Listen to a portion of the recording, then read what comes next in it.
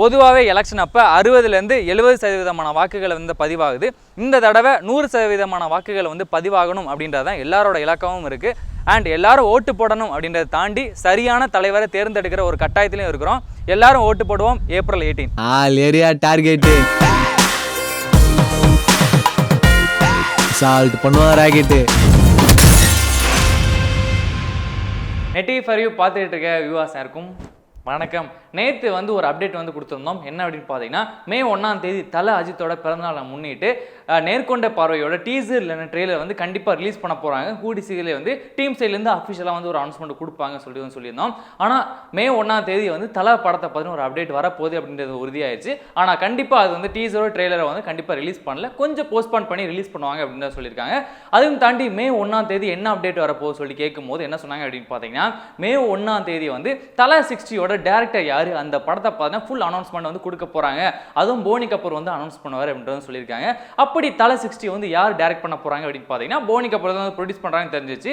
Direction மட்டும் யாரு அப்படின்னு கேட்டீங்கன்னா, எஸ் வினோத் இல்லைனா சிறுத்தை சிவா இல்லைனா வெங்கட் பிரபு, உங்க 3 பேர்ல யாராவது ஒருத்தங்க தான் வந்து டைரக்ட் பண்ண போறாங்க சொல்லிட்டு சோஷியல் மீடியாவில் ஃபுல்லாகவே வந்து பயங்கரமாக வைரலாக போயிட்டு இருக்கு. அப்படி இருக்கும்போது தல 60 வந்து யார் டைரக்ட் பண்ண போறாங்க சொல்லிட்டு க்ளோஸ் சோர்ஸ் மூலமாக நாங்கள் விசாரிக்கும் போது சூப்பரான அப்டேட்ஸ்லாம் வந்து கிடைச்சிருக்கு. அது வந்து யார் டைரக்ட் பண்ண போறாங்க அப்படின்னு பார்த்தீங்கன்னா, எச் வினோத் தான் வந்து டைரக்ட் பண்ண போறாரு. அதுவும் அவரை செலக்ட் பண்ணதுக்கு ஒரு முக்கியமான காரணம் என்ன அப்படின்னு பார்த்தீங்கன்னா, நேர்கொண்ட பார்வை இந்த படத்தோட டைரக்டர் வந்து எச் வினோத் தான். இந்த படத்துக்காக அந்த ஹைதராபாத்தில் ராமோஜி ராவ் ஃபிலிம் சிட்டியில் வந்து ஷூட் பண்ணியிருந்தாங்களே, அங்கே வந்து கிட்டத்தட்ட வந்து ஒரு 40 நாள் வந்து ஷூட் பண்ணணும்னு சொல்லிட்டு பிளான் பண்ணும்போது 35 நாள்லேயே வந்து இந்த படத்தோட ஷூட்டிங் வந்து ஃபுல்லாகவே வந்து கம்ப்ளீட் பண்ணிட்டாராம். அதுவும் நினைச்சதை விட ஒரு பெட்டராகவே வந்து எடுத்து கொடுத்ததுனால போனி கபூருக்கு எச் வினோத்தோட ஒர்க் வந்து ரொம்பவே பிடிச்சிருந்தது. அதே மாதிரி தல அஜித்துக்கும் வந்து எச் வினோத் கூட ஒர்க் பண்ணுறது வந்து ரொம்பவே ஒரு கம்ஃபர்டபுளாக இருந்ததுனால தல 60 வந்து இவரே வந்து டைரக்ட் பண்ணணுமே அப்படின்னு சொல்லிட்டு வந்து சொல்லிட்டாங்களா. அதையும் தாண்டி இந்த படம் வந்து ஒரு ரீமேக் படமாக வந்து கண்டிப்பாக இருக்க போகிறது இல்லை.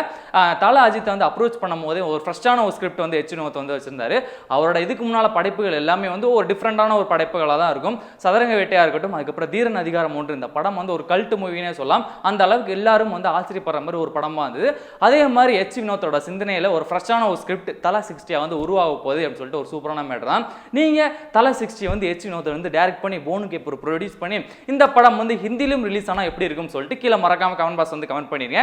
இந்த வீடியோ வந்து உங்களுக்கு பிடிச்சா பண்ணும் லைக் பண்ணிருங்க, ஷேர் பண்ணிருங்க, முக்கியமாக நெட்டி ஃபார் யூ சப்ஸ்கிரைப் பண்ணாதுங்க, சப்ஸ்கிரைப் பண்ணிருங்க.